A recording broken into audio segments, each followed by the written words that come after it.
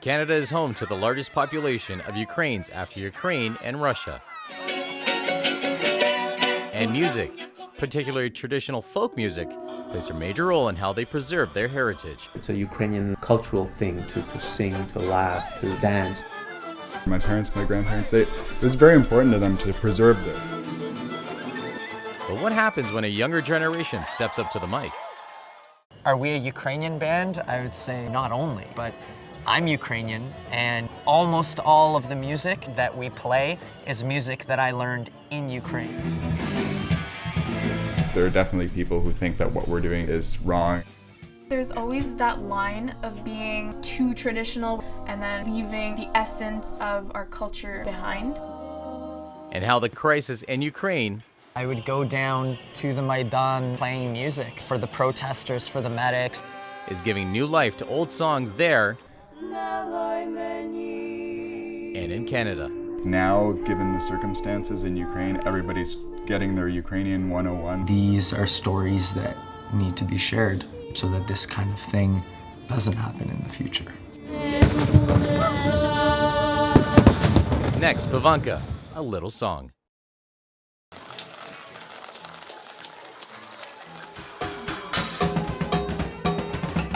The music is flowing at an alleyway festival in West Toronto, until the rain forces the crowd to squeeze into a small garage.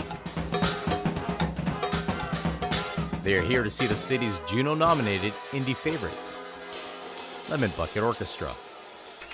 Welcome everybody to the garage. This is a super special evening for us. We started rehearsing just across the street over there in a garage right here in this alleyway. And so it's a big thing for us to be back here and playing in the garage as well with all of you. Thank you so much for coming out. All right, we're ready to go. You guys ready to dance? People know us as Toronto's only Balkan klezmer gypsy party punk super band.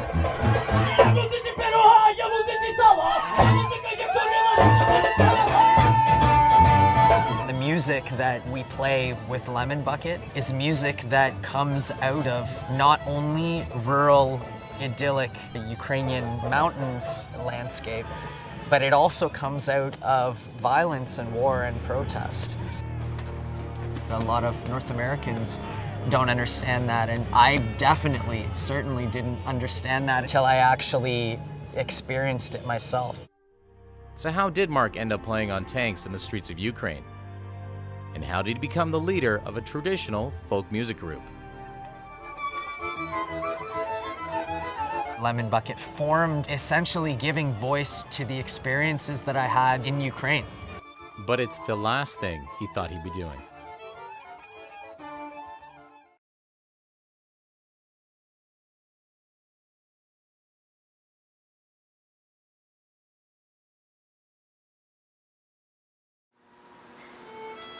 I played a little bit of violin when I was growing up, just playing classical music mostly.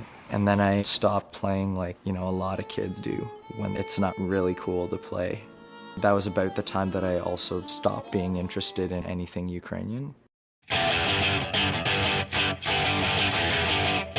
wanted to play professional rugby, and I was on that path. I went to South Africa and played in the Junior World Cup. And that's where his life took a new direction. I was on a big tour bus. We were on a lookout point overlooking one of the biggest shanty towns in the world. A really striking, impoverished place. I was kind of looking at this place through tinted glass, in my Canada polo shirt, and with all these guys that were kind of looking at it very quickly as a stop on the tour, and then moving on to the safari and the hotel and the beach and the surfing and all that stuff, and just realize that that's not the way that I want to experience the world.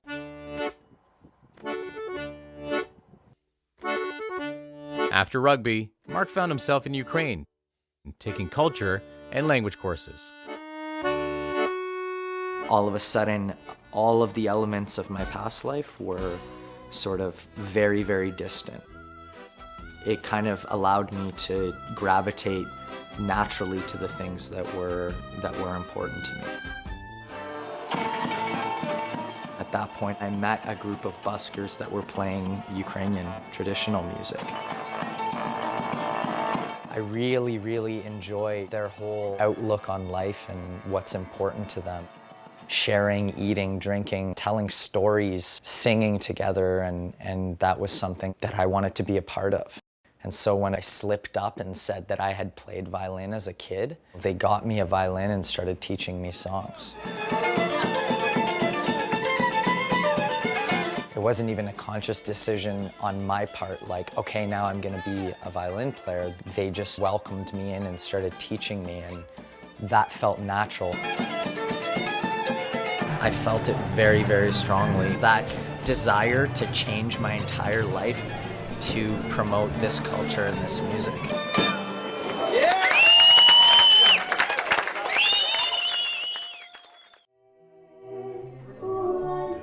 In the tight-knit Ukrainian community in Montreal, these three best friends promote their culture as Rosa.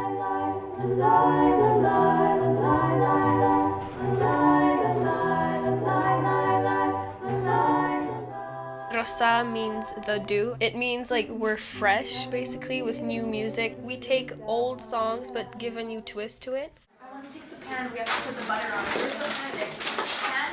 The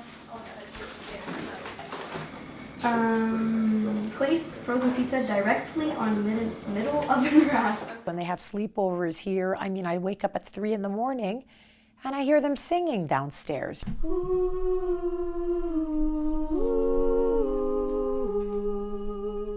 Because they're practicing something they want to post.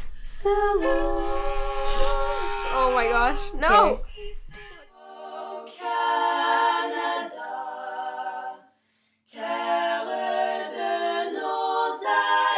I'm not sure how many 16 and 17-year-olds are singing in 3-part harmony in the basement at 3 in the morning, you know? It's so nice to see the drive that they have. They have been dedicated to preserving this music ever since they were little girls.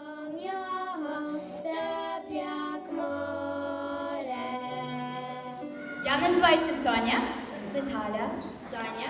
We were all going to Ukrainian school together, and we were always singing Ukrainian songs. It's just how it happened. I have different friends. They don't really understand it, but when I explain it to them, they still don't understand it. They still don't. But their families do. Our fathers were in a band together when they were younger.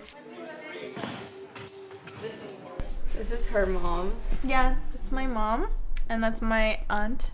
It's just great to have grown up like with music all around you, and I think that's probably why we're all musical and all here. I was a musician, professional musician for many years. We had the kids around it when I was practicing and getting ready for gigs. We want to instill in them a pride in their culture. It's a Ukrainian cultural thing to sing, to laugh, to dance, to party, to have fun. We're going to the Toronto Ukrainian Festival, and that's like one of the biggest festivals in North America. I remember they have a monster sound system. This was about 3 years ago, and I heard their voices crystal clear, and that blew me away. And there were like hundreds, thousands of people there just watching. This is going to be our 3rd year, actually. We won for best performance in the youth category the first year we were there. But this year we're not going to be in the youth category anymore. We're going to be in the main stage, which is when the more experienced performers sing. I think being a part of the main stage is both really exciting and a little nerve-wracking. We have 3 new songs that we just learned a couple weeks ago. We always try and bring a couple new songs so that people don't get tired of our old stuff. Sing it louder. Okay. Try to sing it louder, and you girls just back off a little bit. Now you're gonna do the... All the time. There's always that line of being too traditional where everybody is like, oh yeah, same thing over and over again, and then leaving the essence of our culture behind. I messed up a little bit. I messed up a lot. We have 2 weeks, it's okay.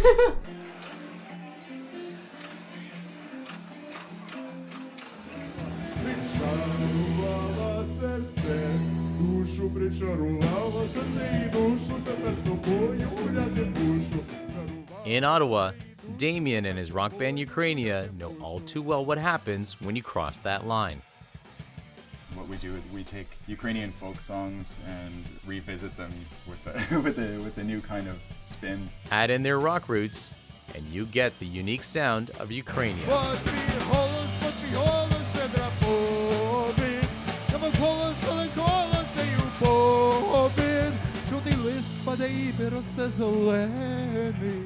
А ти в пісні будеш завжди біля мене.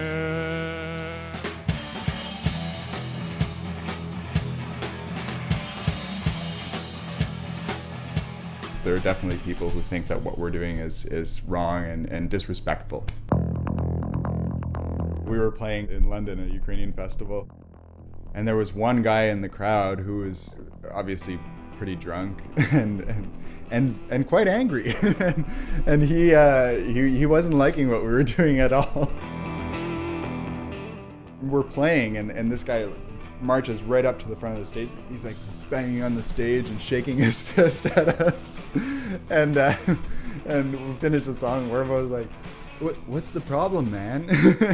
And the guy that like scrambles up onto the stage, goes right up to Wervo and grabs his mic. He's like, "You know, it's too much boom, boom, boom, big noise. It's crap. It's dance music, man. Why don't you try dancing and having a good time?" And he's like, "I'm gonna kill you." It was one of the most extreme reactions we've had to what we do with Ukrainian music. This one's for real. This one's actually recording, guys.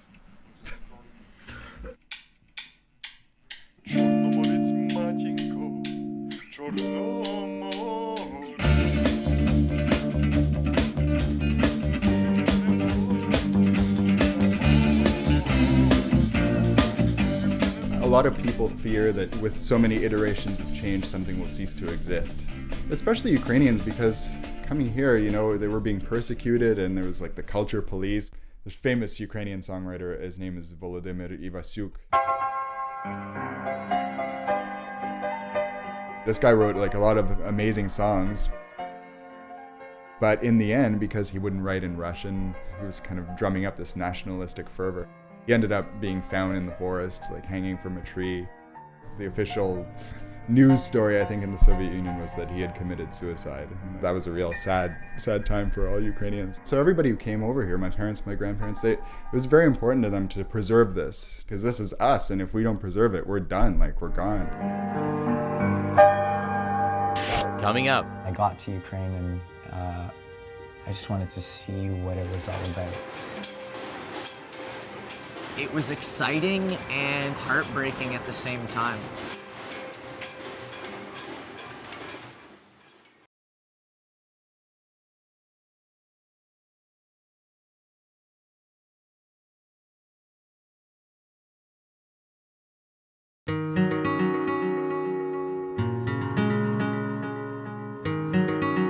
Growing up, we listened to a lot of choral stuff, which, you know, my dad, my uncles, my mom, my aunt were sitting there, "Oh, this is beautiful," or whatever. I kind of found it a bit boring.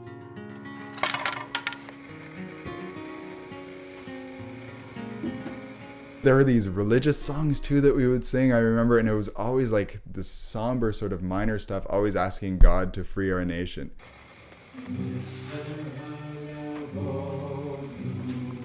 They would always play this like a Peter, Paul, and Mary kind of thing of Ukraine at the time in the Soviet Union called Trio Marenich. I recently dug that up at my parents' house and I threw it on again. It totally took me back. Anyway, this is the guy I was talking about. There's this song we do called Nasehalia Vodu. Come Back Ivan is what we called it. And the way it starts is like totally affecting how this guy would sing it. This sort of like smarmy, like, you know, really low but romantic voice. some way.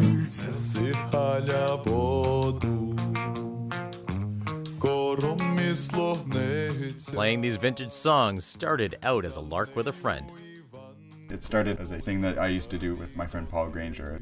Weird stuff like two dudes in robes with mandolins and doing these weird interpretations of folk tunes. We ended up having so much fun with the material and started, saying, well, what if we like actually make this our own and change the music and do what we do in other rock bands that we play in and tie it all together in a not cheesy way, which is, not that easy to do.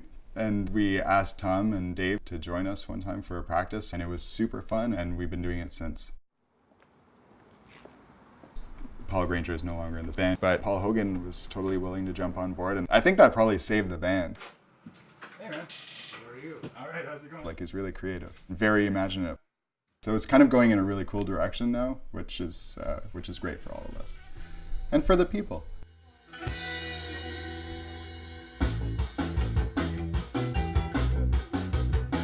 It's up to you, however you feel about it. That to me sounds a little too quiet. That part. Yeah. We've recorded what are called bed tracks for our new album, and what we're doing now is guitar overdubs. Okay. With this record, I think mainly the big difference people will notice is that our sound has changed. We've gotten even more out of the traditional rhythms.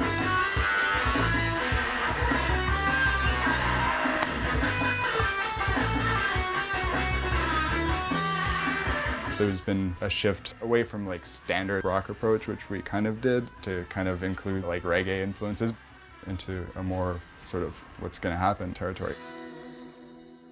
Definitely a goal of ours with this record is to get it out to an even wider audience, to people in Europe and in Ukraine even. Actually, that should happen. Mark Machinsky was focused on doing the opposite when he returned to Canada.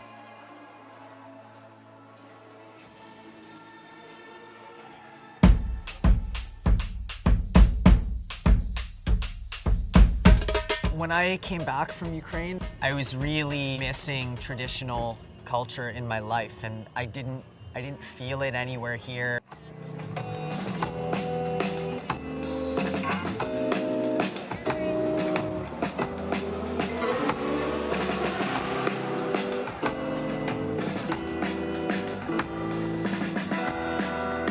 There were certain versions of kind of Canadian Ukrainian culture, but it didn't have that sort of spirit of urgency and of celebration that I felt when I was living and traveling across Ukraine and other Eastern European countries. And that's when you realized that local accordion player Tanji Ropar shared the same feelings.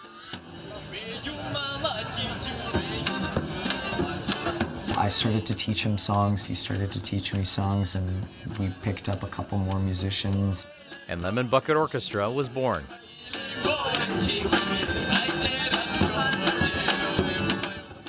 Eventually, word started to spread about that energy that we all brought to it.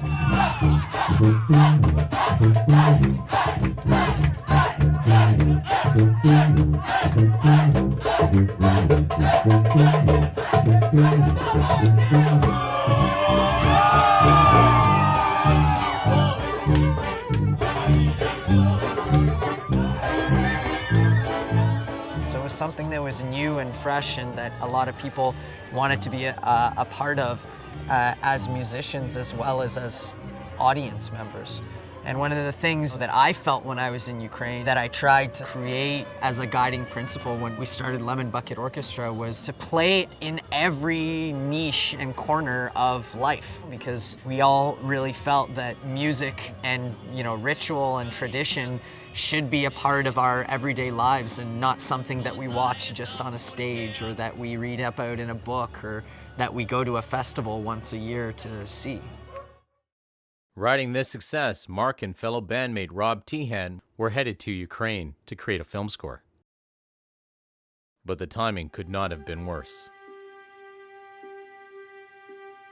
The day before they left, the peaceful anti-government protests in Kiev erupted in violence.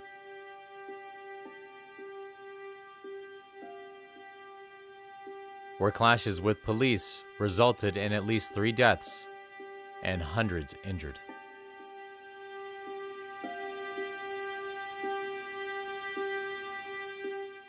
I read a little bit about what was going on, but I wasn't all that interested in sort of the political situation. But then I got to Ukraine and I just wanted to see what it was all about. And I decided that I would go down for 1 day to check it out, and then I went back the next day, and the next day, and the next day.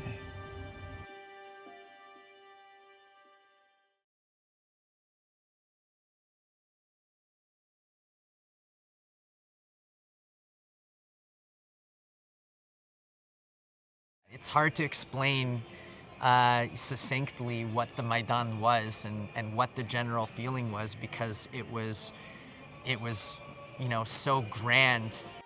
It was exciting and heartbreaking at the same time.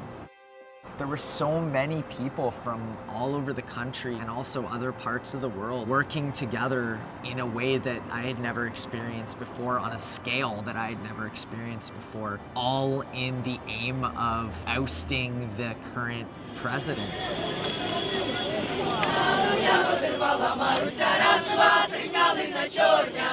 It was all people that came and said, okay, well, I know how to make sandwiches, so I'm gonna make sandwiches. And that's what they did. Or I don't wanna stand in front of, you know, rubber bullets or real bullets, but I can shovel snow into bags to help to make the barricade. For me, it was, I'm a writer and I'm a musician. How do I use that to help people in a really tough situation?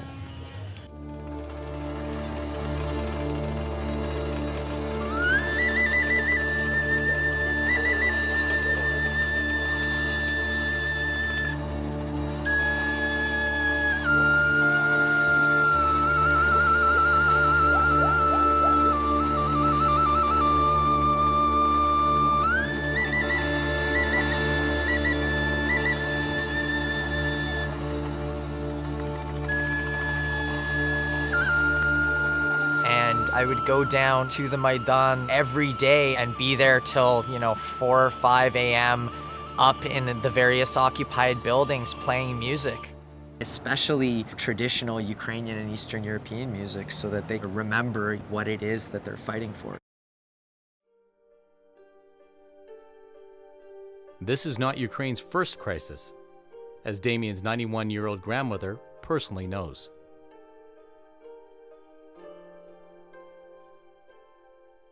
A great injustice has been done, you know, historically to Ukrainian people. These people care about who they are. They're very lyrical, they're very friendly, warm. They have a beautiful language and their own traditions and customs that nobody knows about. Now, given the circumstances in Ukraine, everybody's getting their Ukrainian 101. They're like, oh wow, that's a country. It's not like a colony of Russia. And that's been something that they've been trying to establish for like hundreds of years. My grandmother, she was formerly trained in music in Ukraine. Є в тім дусі, що у нас в хаті всі співали. Що попало, аби співати. То було традиційне. А що вам подобається про українську традиційну музику порівняти до другої? Чи там щось, якась душа є в українській музиці, що ви не можете знайти з інакших Ну, передусім, наша музика є дуже, та як Україна багато пережила, так і то відбилося на музиці. Так що музика є досить сентиментальна. Розумієш? Ну, буває, що треба і щось веселішого заспівати, але багато є сентиментальних пісень. Дуже багато. І ми то на тім виховані є. Яка доля, така і музика.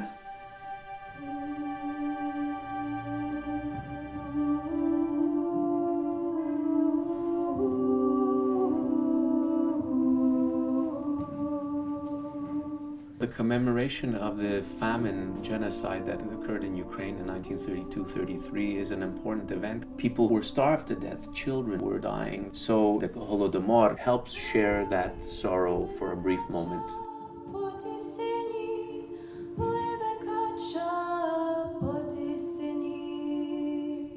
The song Plevekacha is like a funeral procession of deep mourning, deep sorrow.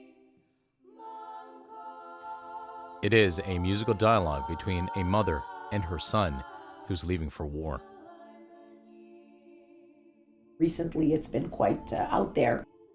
When the 100 were shot by snipers in Ukraine, the people were singing that in the Maidan in Ukraine. And so that song has become symbolic of just mourning for loss.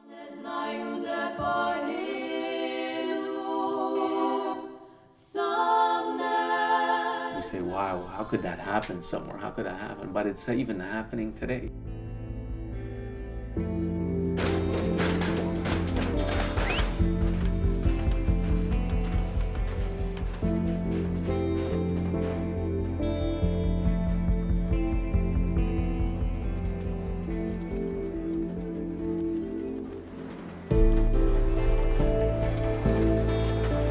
As soon as bullets get shot and tear gas is everywhere and stun grenades are going off and the city is burning all around you, there's no real time for music because you're thinking about survival.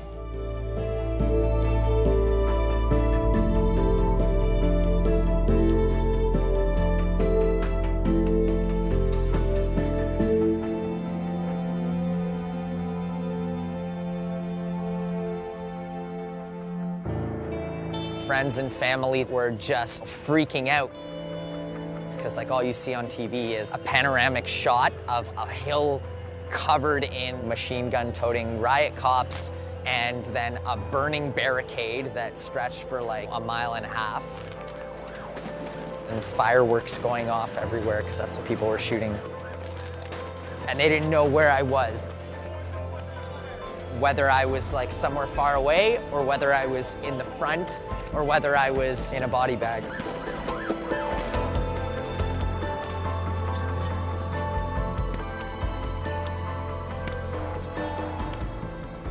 From that to Toronto was a big shift.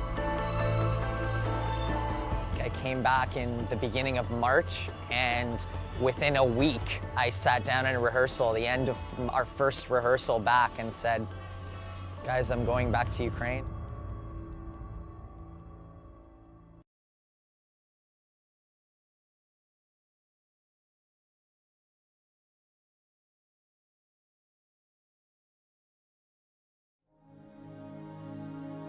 I had made the decision that we're not going to record our new album, that I'm going back to Ukraine. I recognized that this was something that could be life-threatening.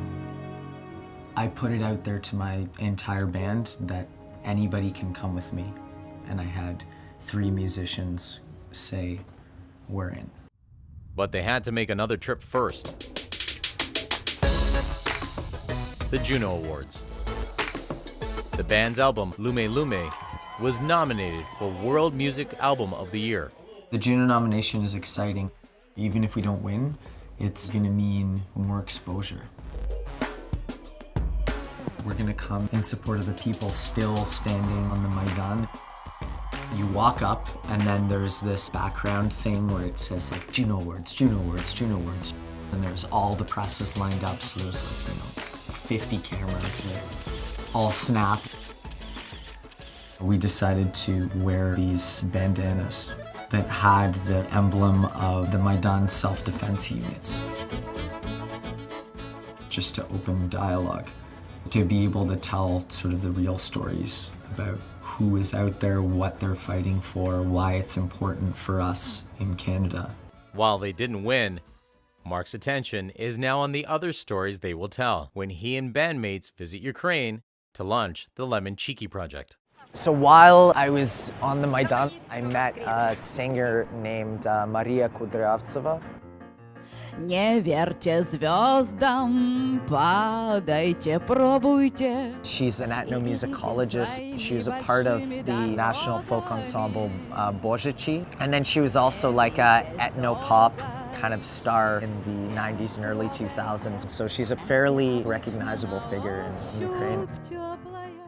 We had decided afterwards, when things calmed down, that we wanted to continue to be involved. So we put together Yamantaka project. Yamantaka project is a group of musicians from all around the world, from Mexico, from France, from Canada, from Ukraine, Russia, Poland, Moldova, that has come together to play songs about revolution, about war, about peace, about tolerance. One of the first ways that we were kind of directly involved in the protest was running and buying up a whole bunch of lemons and milk and bringing them to the front lines to help with tear gas. It scratches your throat a lot. The milk is a neutralizer of that, and lemons you put on the inside of a mask, and it makes it easier to breathe. It sort of purifies it. That was kind of where the name Yamantaka project came from.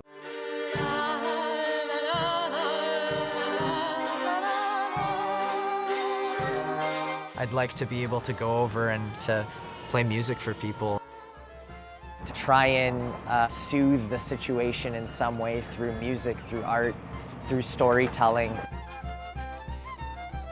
We don't know if we're going to be able to get into the Crimea right now because it's recently been annexed by Russia.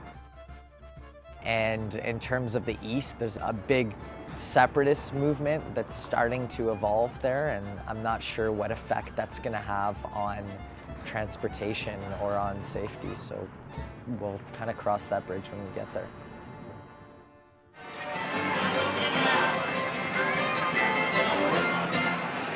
Ladies and gentlemen, welcome to the 18th annual Blurwas Village Toronto Ukrainian Festival.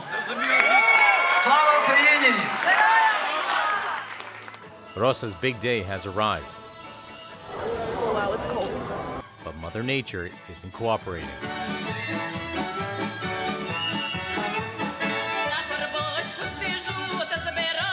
We're getting ready for the performance.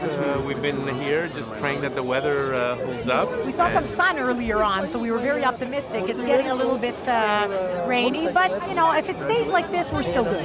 Yeah, the girls have warmed up, Yeah, so we're we're good. All the pieces are in place for a good performance. This is probably the biggest festival or the biggest audience we have all year. I feel butterflies. Well, a little nervous, but also very excited. I'm nervous about getting cold.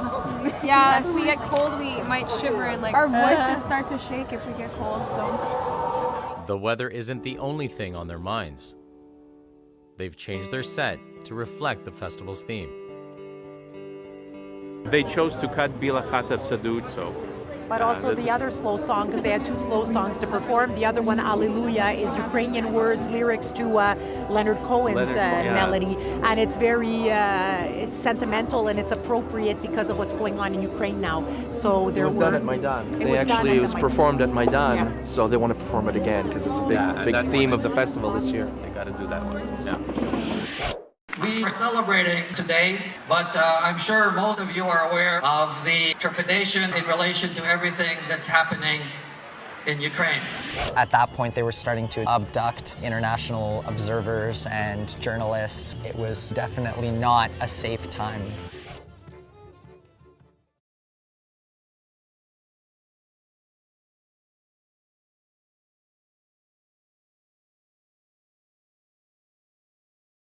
The sun comes up, and it is finally showtime for Rosa. 1S, Rosa? Yeah. We're not worried about them performing. I think we just want to make sure that everything is going smoothly. The music is the right volume. They hear each other, all the technical stuff.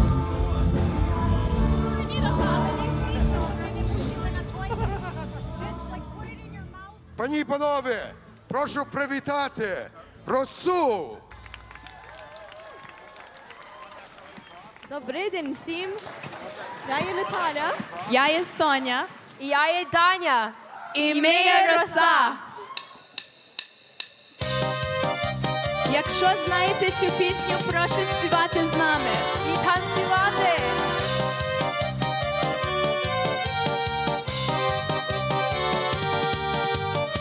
Червоненький бурячок, зелененька гичка, сватай мене, козачок, бо я невеличка. Сватай мене, козачок, бо я невеличка.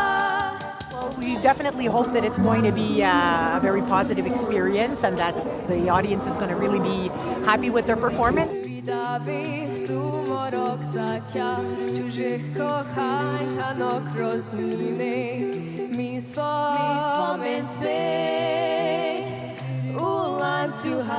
Even though like we're living in Canada and there's like we go to English school and everything, it makes me feel closer to Ukraine.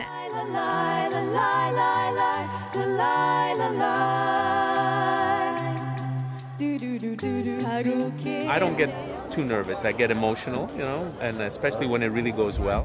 Everything has been going well until a technical glitch. Monitors, please. I can't hear. Технічні проблеми, перепрошую. That they overcome like pros. We could have started like panicking once we couldn't hear my guitar at all. But then I think we dealt with it pretty well. But you know, that was like technical stuff. It was beyond our control, so. Yeah, but like there's always like a little thing that messes up. Слава Україні! Дякую. Merci beaucoup. Thank you very much. It was great being here. Ladies and gentlemen, Trio Rossa from Montreal. Absolutely magnificent. I believe they will be with this festival for many, many years. In Ukraine, Yamantaka is just beginning rehearsals for their tour across the country. Циганка ворожка сміялась надо мною. I'd like the Yamantaka project to give people, especially in English-speaking countries, a greater understanding of the sort of the humanity of the people there. The goal is to sort of busk as much as possible, to go out and play to people on protest sites, play in public squares, and to, you know, try and spark those conversations.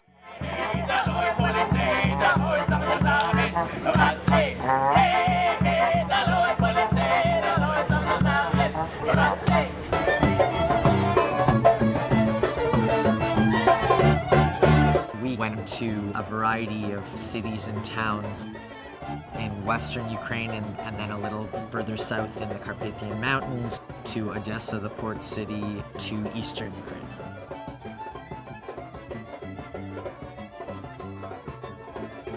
I met all these people and was sort of getting into a flow of seeing the work that we were putting in paying off. For me, it just gave me a different concept of what these songs actually mean, what they're speaking to, and the ways that we express joy and pain, and the way that we share those things through music. So as we were traveling to cities around Ukraine, we were talking to people on both sides. Ну, ситуація в Україні дуже складна. Дуже нажахані, дуже налякані, і ніхто не розуміє, що відбувається. У мене сестра у Харкові, мама у Хмельницькій області. Я тут. І як ми можемо поділитися? Як? And they posted these stories on their website. They posted other things as well. We kind of put them up anywhere we could. It's a show of support, and interesting, quirky images often help to start that conversation too. We put one out at a radio station, and really soon after that, the new president, came to that radio station, and he was like, "What is that? Is that a new political party? Find out who they are," type of thing. So we've reached the president.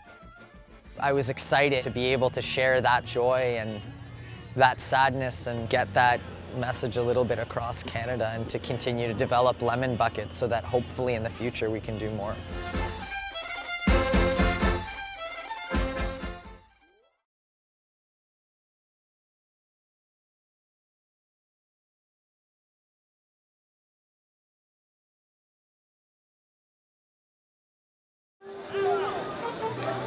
Lemon Bucket Orkestra is nearing the end of their cross-Canada tour. Tonight, they're performing in the Ottawa Chamber Music Festival. We're here to dance and sing and celebrate everything Ukrainian. Yes.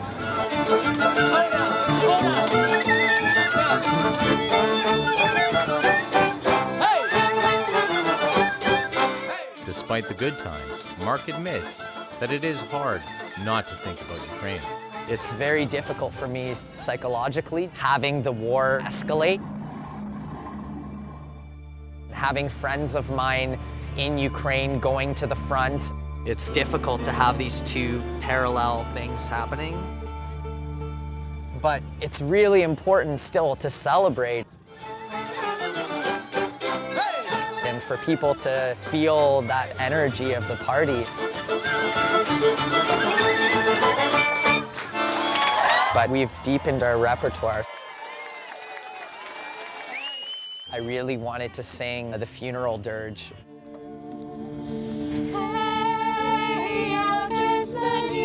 That was sung at the funerals of the Heavenly Battalion.